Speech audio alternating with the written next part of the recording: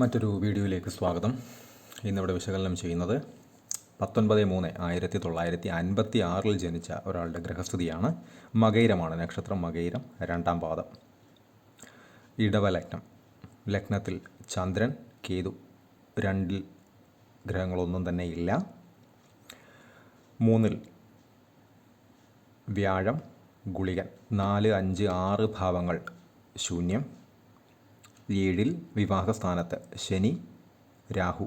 8-ൽ കുജൻ. 9 ശൂന്യം. 10-ൽ രണ്ടാം ഭാവാധിപനായ ബുധൻ. 11-ൽ സൂര്യൻ. 12-ൽ ശുക്രൻ. ഇതാണ് ഇദ്ദേഹത്തിൻ്റെ ഗ്രഹസ്ഥിതി. ശുക്ര ലഗ്നം, ലഗ്നാധിപൻ 12-ൽ നിൽക്കുന്നു. ലഗ്നത്തിൽ ചന്ദ്രൻ കേതുവിനോടൊപ്പം. അവിടേക്ക് ലഗ്നത്തിലേക്ക് രാഹുവിൻ്റെയും ശനിയുടെയും സ്വാഭാവിക ദൃഷ്ടി. നിൽക്കുന്ന രാശിയിൽ നിന്നും രാഹു 6, 7, 9, 12 ഭാവങ്ങളിലേക്ക് ദൃഷ്ടി ചെയ്യുന്നുണ്ട്. അതുപോലെ തന്നെ ശനി നിൽക്കുന്ന രാശിയിൽ നിന്നും 3, 7, 10 ഭാവങ്ങളിലേക്കും ദൃഷ്ടി ചെയ്യുന്നുണ്ട്. അപ്പോൾ വിവാഹസ്ഥാനത്ത് നിൽക്കുന്ന ശനി, രാഹു, വിവാഹ അധിപനായ ഗ്രഹം ശുക്രൻ രാഹുവിൻ്റെ 6ാം ദൃഷ്ടിയിലും നിൽക്കുന്നു. പൊതുവെ വിവാഹ സംബന്ധമായി മോശമായ അനുഭവങ്ങൾ ഉണ്ടാകാനുള്ള ഒരു സാധ്യത വളരെ കൂടുതലുള്ള ഒരു ഗ്രഹനിലയാണിത് പൊതുവെ. പക്ഷേ ഇവിടെ അങ്ങനെ ഒരു സംഭവമേ ഇല്ല. വിവാഹ സംബന്ധമായി വളരെ നല്ല രീതിയിൽ തന്നെയാണ്. ഇദ്ദേഹം 56 ഡേറ്റ് ഓഫ് ബർത്ത്, അതായത് ജനിച്ച വർഷം. അപ്പോൾ പ്രായം ഊഹിക്കാവുന്നതേ ഉള്ളൂ. വലിയ തെറ്റുകുറ്റങ്ങളൊന്നുമില്ലാത്ത, പരസ്പരം മനസ്സിലാക്കി പോകുന്ന ഒരു വിവാഹ ജീവിതം തന്നെയാണ് ഇദ്ദേഹം നയിക്കുന്നത്. അതിന് മറ്റു ചില കാരണങ്ങൾ കൂടിയുണ്ട്. അദ്ദേഹത്തിന് വിവാഹം കഴിച്ചിട്ടുള്ള ആളുടെ ഗ്രഹനില പ്രകാരം അത്തരമൊരു മനസ്സിലാക്കി കാര്യങ്ങൾ ചെയ്ത് ചിന്തിച്ച് പറഞ്ഞ് മുന്നോട്ട് പോകുന്ന ഒരാളെ കിട്ടണമെന്നത് ആ വ്യക്തിയുടെയും, അദ്ദേഹം കല്യാണം കഴിച്ച വ്യക്തിയുടെയും ഒരു ജാതക യോഗമാണ്. ഇദ്ദേഹത്തിന് നോർമൽ കേസിൽ, അതായത് പൊതുവെ 7-ലൊക്കെ ശനിയും രാഹുവുമൊക്കെ, പ്രത്യേകിച്ചും കുജൻ്റെയൊക്കെ ക്ഷേത്രത്തിൽ നിന്ന് കഴിഞ്ഞാൽ നല്ല രീതിയിൽ മോശാനുഭവങ്ങൾ ഉണ്ടാകാനുള്ള സാധ്യത വളരെ വളരെ കൂടുതലാണ്. പക്ഷേ അവിടേക്ക് ഉച്ചത്തിൽ നിൽക്കുന്ന ഗുരു ഗുളികനോടൊപ്പം ആണ് എന്നിരുന്നാൽ തന്നെയും 1, 2, 3, 4, 5, അതായത് വ്യാഴത്തിൻ്റെ 5, 7, 9 ഭാവങ്ങളിലേക്കാണ് വ്യാഴം ദൃഷ്ടി ചെയ്യുന്നത്. അപ്പോൾ വ്യാഴത്തിൻ്റെ ദൃഷ്ടി 7ാം ഇടത്തേക്ക്, അതായത് 7ാം ഭാവത്തിലേക്ക് വന്നിട്ടുണ്ട്. അതുപോലെ തന്നെ 7ാം ഭാവത്തിൻ്റെ അധിപൻ നിൽക്കുന്നത് വ്യാഴത്തിൻ്റെ ക്ഷേത്രത്തിലുമാണ്. പക്ഷേ അവിടെ 8-ൽ കുജൻ, 8, 6 തുടങ്ങിയ ഭാവങ്ങളിൽ കുജൻ വന്നു കഴിഞ്ഞാൽ ആരോഗ്യ സംബന്ധമായിട്ടുള്ള പ്രശ്നങ്ങളെ വളരെയധികം കരുതുക തന്നെ വേണം. പ്രത്യേകിച്ചും അല്പം ഗൗരവം കൂടി അസുഖങ്ങളുമായി ബന്ധപ്പെട്ട്, അല്ലെങ്കിൽ ശാരീരിക അസ്വസ്ഥതകളുമായി ബന്ധപ്പെട്ട് വൈദ്യസഹായം തേടേണ്ടതായിട്ടുള്ള സാഹചര്യങ്ങളിലൂടെ കടന്നു പോകേണ്ടി വരാം. ഇദ്ദേഹം അങ്ങനെ പോയിട്ടുണ്ട് അടുത്ത സമയങ്ങളിൽ. പ്രത്യേകിച്ചും 1, 2, 3, 4, 5, 6, 6ാം ഭാവം രോഗസ്ഥാനം, ശത്രുസ്ഥാനം. 6ാം ഭാവത്തിൻ്റെ അധിപൻ 12-ൽ നിൽക്കുന്നു. ശനിയോടൊപ്പം നിൽക്കുന്ന രാഹുവിൻ്റെ ദൃഷ്ടിയേറ്റ്. അപ്പോൾ അത്തരം സാഹചര്യങ്ങൾ 6ാം ഭാവവുമായി ബന്ധപ്പെട്ടിട്ട് പ്രത്യേകിച്ചും ശുക്രൻ വരികയും അത് 12-ൽ നിൽക്കുകയും അവിടേക്ക്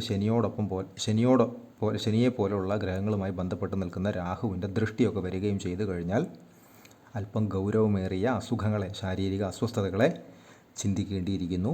ഇവിടെ അങ്ങനെ സംഭവിച്ചിട്ടുണ്ട്. 8-ലാണ് കുജൻ നിൽക്കുന്നത്. അതും അത്ര നല്ല ഒരു സ്ഥാനമല്ല ആരോഗ്യ സംബന്ധമായിട്ടുള്ള കാര്യങ്ങളുമായി ബന്ധപ്പെട്ട്. അതുപോലെ തന്നെ ഇദ്ദേഹത്തിൻ്റെ പ്രത്യേകിച്ചും ഈ ആരോഗ്യ സംബന്ധമായിട്ടുള്ള പ്രശ്നങ്ങളെന്ന് പറയുമ്പോൾ ഈ ചന്ദ്രൻ്റെ അപഹാരം പോലെയുള്ള കാര്യങ്ങളൊക്കെ വരുന്ന സമയത്ത് പ്രത്യേകം ശ്രദ്ധിക്കുക. കാര്യം ചന്ദ്രൻ നിൽക്കുന്നത് കേതുവിനോടൊപ്പമാണ്. അവിടേക്ക് രാഹുവിൻ്റെ ദൃഷ്ടി, ചന്ദ്രനിലേക്ക് രാഹുവിൻ്റെ ദൃഷ്ടി എന്ന് പറയുന്നത് അത്ര നല്ല ഒരു കാര്യമല്ല. അപ്പോൾ ചന്ദ്രൻ്റെ അപഹാരമൊക്കെ വരുന്ന സമയത്ത് പ്രത്യേകം ശ്രദ്ധ ആരോഗ്യ സംബന്ധമായിട്ടുള്ള കാര്യങ്ങൾക്ക് കൊടുത്തു തന്നെ വേണം മുന്നോട്ട് പോകാനായിട്ട്. അല്ലാത്ത പക്ഷം ബുദ്ധിമുട്ടുകൾ ഉണ്ടാകാനുള്ള ഒരു സാധ്യത ഇതിൽ കൃത്യമായിട്ടും വ്യക്തമായിട്ടും ഉണ്ട്. അതുപോലെ തന്നെ ധനസ്ഥാനത്തിൻ്റെ അധിപൻ ബുധൻ കർമ്മസ്ഥാനത്ത് 10-ൽ ശനിയുടെ ക്ഷേത്രത്തിൽ നിൽക്കുന്നു. കർമ്മസ്ഥാനത്തിൻ്റെ അധിപനാവട്ടെ രാഹുവിനോടൊപ്പം കുജൻ്റെ ക്ഷേത്രത്തിൽ വ്യാഴത്തിൻ്റെ ദൃഷ്ടിയേറ്റ് നിൽക്കുന്നു. ഇത്തരം ആളുകൾക്ക് പൊതുവേ വൈദ്യമേഖലയുമായി ബന്ധപ്പെട്ട് പ്രവർത്തിക്കാനുള്ള ജോലി അവസരങ്ങൾ ഉണ്ടാകാനുള്ള സാധ്യത വളരെ കൂടുതലാണ്.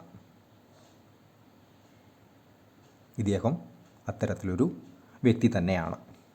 പ്രത്യേകിച്ചും 2-ാം ഭാവാധിപൻ ബുധൻ വരികയും ബുധൻ 10-ൽ തൊഴിൽ സ്ഥാനത്ത് കർമ്മസ്ഥാനത്ത് നിൽക്കുകയും ചെയ്താൽ അറിവ് കൊണ്ട്, ബുദ്ധി കൊണ്ട്, ഓർമ്മശക്തി കൊണ്ട്, ചിന്താശേഷി കൊണ്ട്, അതായത് സാധാരണയിൽ കൂടുതൽ ആളുകൾ പ്രവർത്തിപ്പിക്കുന്നതിനേക്കാൾ കൂടുതൽ തലച്ചോറ് ഉപയോഗിക്കുന്ന പ്രവർത്തന മേഖലയായിരിക്കും ഈ വ്യക്തിയുടേത് എന്ന സാരം. ജീവിതത്തിലും അതങ്ങനെയാണ്. അവിടേക്ക് 10-ാം ഭാവാധിപനായിട്ടുള്ള ഗ്രഹത്തിലേക്ക് വ്യാഴത്തിൻ്റെ ദൃഷ്ടിയും മേൽപ്പറഞ്ഞ മേഖലയുമായി ബന്ധപ്പെട്ടുള്ള പ്രവർത്തനങ്ങൾക്കും ഉയർച്ചയ്ക്കും അംഗീകാരങ്ങൾക്കുമൊക്കെ സാധ്യത വളരെ കൂട്ടുന്ന കാര്യം തന്നെയാണ്. പക്ഷേ 10-ാം ഭാവാധിപനായിട്ടുള്ള ഗ്രഹം ശനി രാഹുവിനോടൊപ്പം നിൽക്കുന്നതിനാൽ നേരത്തെ പറഞ്ഞ പോസിറ്റീവായിട്ടുള്ള അനുഭവങ്ങൾക്കൊപ്പം തന്നെ തൊഴിൽ മേഖലയുമായി ബന്ധപ്പെട്ട എന്തെങ്കിലും അസ്വസ്ഥതകൾ, ബുദ്ധിമുട്ടുകൾ, ഈഗോ ക്ലാഷസ് പോലെയുള്ള കാര്യങ്ങൾ ഉണ്ടാകാം. അതും ഈ വ്യക്തിക്ക് കൃത്യമായി തന്നെ സംഭവിച്ചിട്ടുണ്ട്. തന്മൂലം ആ ജോലിയിൽ നിന്നോ അല്ലെങ്കിൽ ജോലി സ്ഥലത്തു നിന്നോ കുറച്ച് കാലം അല്ലെങ്കിൽ കുറച്ച് സമയം അല്ലെങ്കിൽ കുറച്ച് നാളത്തേക്ക് മാറി നിൽക്കുന്നതായിട്ടൊക്കെ പല ആളുകൾക്കും ഇത്തരം ഗ്രഹനിലകളിൽ കാണുന്നുണ്ട്. ഇദ്ദേഹത്തിനും അത് വിഭിന്നമല്ല. ശേഷം വീണ്ടും ആ ജോലിയിലേക്ക് പ്രവേശിക്കുകയും എങ്ങനെയാണോ അദ്ദേഹത്തെ അംഗീകരിച്ചിരുന്നത് അതിനോളം തത്തുല്യമായി തന്നെ അംഗീകാരങ്ങൾ നേടി തന്നെ പോകുന്നതായും പല രീതിയിലും ഇത്തരം ഗ്രഹനിലക്കാർക്ക് കണ്ടുവരുന്നുണ്ട്. പിന്നെ ഇവിടെ എടുത്തു പറയേണ്ടുന്ന മറ്റൊരു കാര്യമുണ്ട്. ധനസ്ഥാനത്തേക്ക് 3-ൽ നിൽക്കുന്ന ഗുളികൻ്റെ ദൃഷ്ടി വരുന്നുണ്ട്. അതായത് നിൽക്കുന്ന രാശിയിൽ നിന്നും ഗുളികൻ 2-ലേക്കും 12-ലേക്കും ദൃഷ്ടി ചെയ്യുന്നുണ്ട്. ഇവിടെ 12 എന്ന് പറയുന്നത് ലഗ്നാൽ 2 ധനസ്ഥാനം. ഗുളികൻ്റെ ദൃഷ്ടി ധനസ്ഥാനത്തേക്ക് വരുന്നത് ഒരു കാരണവശാലും നല്ലതല്ല. അതിനെ കാണേണ്ടത് ധനം ഏതെങ്കിലും രീതിയിൽ നിന്നൊക്കെ കൈമോശം വന്നു പോകാനുള്ള സാധ്യത വളരെ കൂടുതലാണ്. അതായത് ഏതെങ്കിലുമൊക്കെ അടുത്ത ആളുകളോ അല്ലെങ്കിൽ അറിയപ്പെടുന്ന ആളുകളോ വേണ്ടപ്പെട്ടവരോ ഒക്കെ കാശ്, അതായത് പണം കടമായോ അല്ലാതെയോ ഒക്കെ സഹായം എന്ന രീതിയിൽ ചോദിച്ചു കഴിഞ്ഞാൽ അത് ഇദ്ദേഹം കൊടുക്കും. പക്ഷേ അത് ഉദ്ദേശിച്ച സമയത്തോ അല്ലെങ്കിൽ ഇദ്ദേഹത്തിനൊരു ആവശ്യം വരുമ്പോഴോ അല്ലെങ്കിൽ ഒരു അത്യാവശ്യം വരുമ്പോഴോ ഇദ്ദേഹത്തിനത് തിരിച്ച് ഉപകാരം ചെയ്യില്ല എന്ന് സാരം. അത് കൃത്യമായി ഇവിടെ നടന്നുകൊണ്ടിരിക്കുന്നൊരു പ്രക്രിയയാണ്.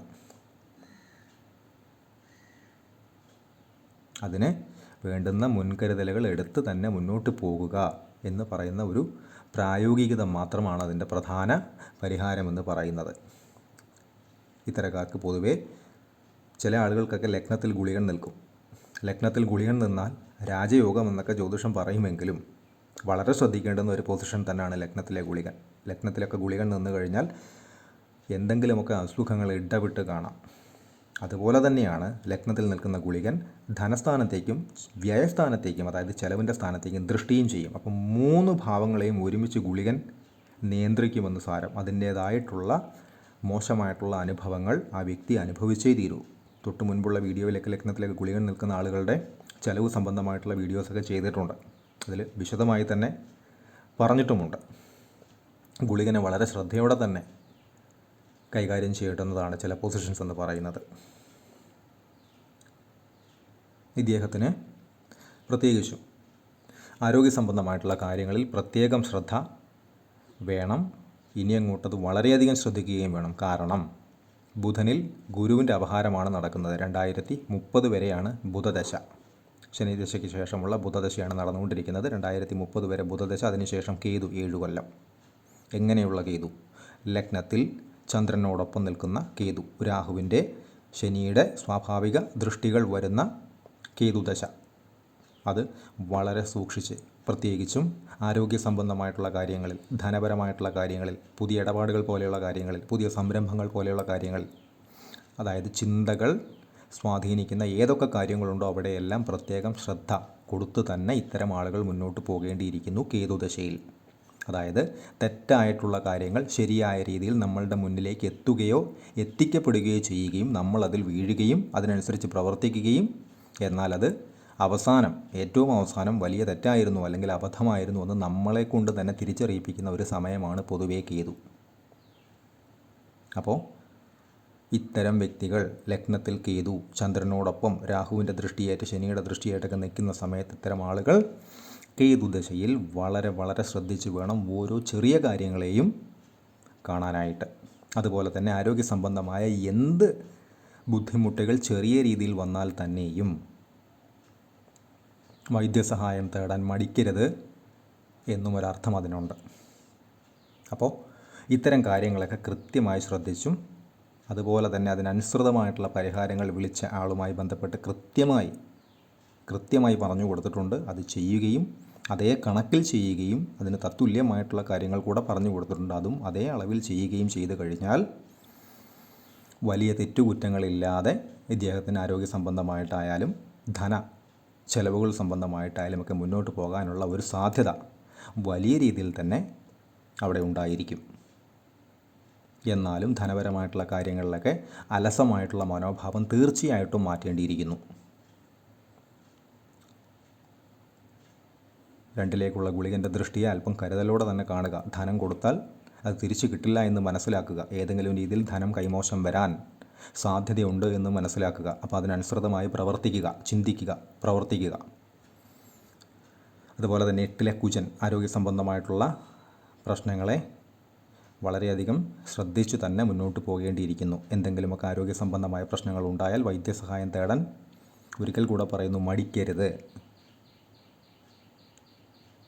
ഇദ്ദേഹത്തിൻ്റെ ദശകൾ എടുക്കുന്ന സമയത്ത് കുജദശയിലായിരുന്നു ജനനം. 8-ൽ നിൽക്കുന്ന കുജൻ 960 വരെ കുജദശ, അതിനുശേഷം രാഹുവായിരുന്നു 18 കൊല്ലം 78 വരെ, ശേഷം 16 കൊല്ലം വ്യാഴദശ 94 വരെ, ശേഷം ശനിദശ 2013 വരെ, ശേഷമാണ് ബുധൻ 2030 വരെ, അതിനുശേഷമാണ് നേരത്തെ പറഞ്ഞ കേതു, ശേഷം ശുക്രൻ രവി എന്നീ ക്രമത്തിലാണ് ഇദ്ദേഹത്തിൻ്റെ ദശകൾ കടന്നു പോകുന്നത്. നടപ്പുദശ ബുധനിൽ ഗുരുവാണ്. 14/2/2025 തൊട്ട് 23/5/2027 വരെ. അപ്പോൾ പ്രത്യേകിച്ചും ഈ ബുധദശ 2030 തീരുകയും കേതുദശ തുടങ്ങുകയും ചെയ്യും. കൃത്യമായിട്ടുള്ള പരിഹാരങ്ങൾ, കൃത്യമായിട്ടുള്ള വഴികൾ പറഞ്ഞു കൊടുത്തിട്ടുണ്ട്. അത് പ്രകാരം തന്നെ മുന്നോട്ട് പോകാൻ പ്രത്യേകം ശ്രദ്ധിക്കുക. കൺസൾട്ടേഷൻ ആവശ്യമുള്ള ആളുകൾക്ക് ഈ നമ്പറിൽ കോൺടാക്റ്റ് ചെയ്യാവുന്നതാണ്. കോൺടാക്ട് ഡീറ്റെയിൽസ് ഡിസ്ക്രിപ്ഷനിൽ കൊടുത്തിട്ടുണ്ട്. ഇത്തരം വീഡിയോസ് ഇനിയും തുടരും. നന്ദി.